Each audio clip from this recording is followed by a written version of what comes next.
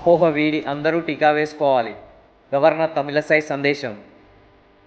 దేశంలో 100 కోట్ల టీకాల పంపిణీ పూర్తి సందర్భంగా రాష్ట్ర గవర్నర్ తమిళసై సౌందరరాజన్ ప్రత్యేక సందేశం ఇచ్చారు. అపోహ వీడి అందరూ టీకా వేసుకోవాలని గవర్నర్ కోరారు. ప్రత్యేక సందేశం ఇచ్చిన సందర్భంగా గవర్నర్ తెలుగులో అనర్గళంగా మాట్లాడారు. ఇవాల్టి వరకు భారతదేశంలో 100 కోట్ల కోవిడ్ టీకాలను ప్రజలకు ఇచ్చిన సందర్భంగా ప్రధాని నరేంద్ర మోదీకి, వైద్య సిబ్బందికి నా నమస్కారాలు అని చెప్పారు. టీకా పంపిణీ 100 కోట్ల డోసులకు చేరుకోవడం సంతోషంగా, గర్వకారణంగా ఉందన్నారు. మనం టీకాను ఉత్పత్తి చేయడమే కాకుండా ఆ టీకాను ప్రజలకు ఇవ్వడంలో ప్రపంచ దేశాలకు భారత్ ఆదర్శంగా నిలిచిందన్నారు.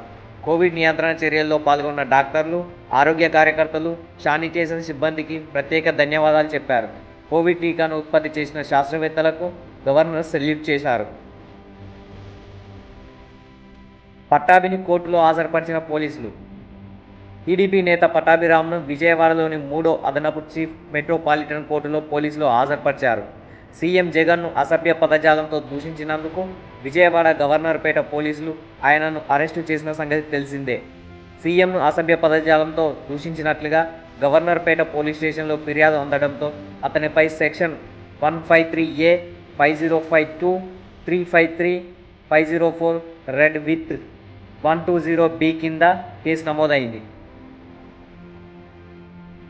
ఈ నెల 25 నుంచి ఇంటర్ పరీక్షలు. తెలంగాణలో ఈ నెల 25వ తేదీ నుంచి ఇంటర్ మొదటి సంవత్సర పరీక్షలు నిర్వహిస్తామని విద్యాశాఖ మంత్రి సబితా ఇంద్రారెడ్డి పేర్కొన్నారు. పరీక్షలపై విద్యార్థుల్లో గందరగోళం నెలకొన్న నేపథ్యంలో మంత్రి స్పందించారు. పరీక్షల నిర్వహణకు ప్రైవేటు యాజమాన్యాలు సహకరించాలని, పరీక్షల సమయంలో ఇబ్బందులు పెట్టొద్దని అన్నారు. ఇప్పటికే హాల్ టికెట్లు నెట్ నుంచి డౌన్లోడ్ చేసుకోవచ్చని ఆ బోర్డు కార్యదర్శి సయ్యద్ ఉమర్ జలీల్ తెలిపారు. ఇదిలా ఉండగా ఇప్పటికే ప్రమోట్ అయిన విద్యార్థులకు పరీక్షలు నిర్వహించకూడదని విద్యార్థుల తల్లిదండ్రుల సంఘం తరపున హైకోర్టులో పిటిషన్ దాఖలైంది. యూపీలో కాంగ్రెస్ పార్టీ వరాలు, స్మార్ట్ ఫోన్లు, ఈ-స్కూటీలు ఇస్తామని హామీ. ఉత్తరప్రదేశ్లో ఓటర్లను ఆకట్టుకునే దిశగా కాంగ్రెస్ పార్టీ ముమ్మర ప్రయత్నాలు చేస్తోంది. పోటీ చేసే స్థానాల్లో ఇప్పటికే 40% టికెట్లను మహిళలకు రిజర్వ్ చేసిన కాంగ్రెస్ తాజాగా బాలికలకు వరాలు ప్రకటించింది.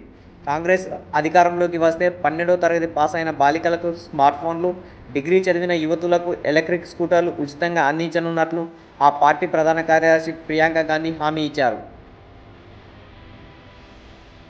సుప్రీంకోర్టులో అజారుద్దీన్కు చుక్కెదురు. దేశ అత్యున్నత న్యాయస్థానం సుప్రీంకోర్టులో అజారుద్దీన్కు చుక్కెదురైంది. కొన్ని నెలల క్రితం హెచ్సీఏ ప్రెసిడెంట్గా ఉన్న అజార్ను అపెక్స్ కౌన్సిల్ సస్పెండ్ చేసిన విషయం తెలిసిందే. అపెక్స్ కౌన్సిల్ నిర్ణయంపై ఆయన సుప్రీంకోర్టును ఆశ్రయించారు. అజారుద్దీన్ వేసిన పిటిషన్ను సుప్రీం ఇవాళ కొట్టివేసింది. దీంతో హైదరాబాద్ క్రికెట్ అసోసియేషన్ ప్రెసిడెంట్ పదవి నుంచి అజారుద్దీన్ దిగిపోవాల్సిన పరిస్థితి ఏర్పడింది.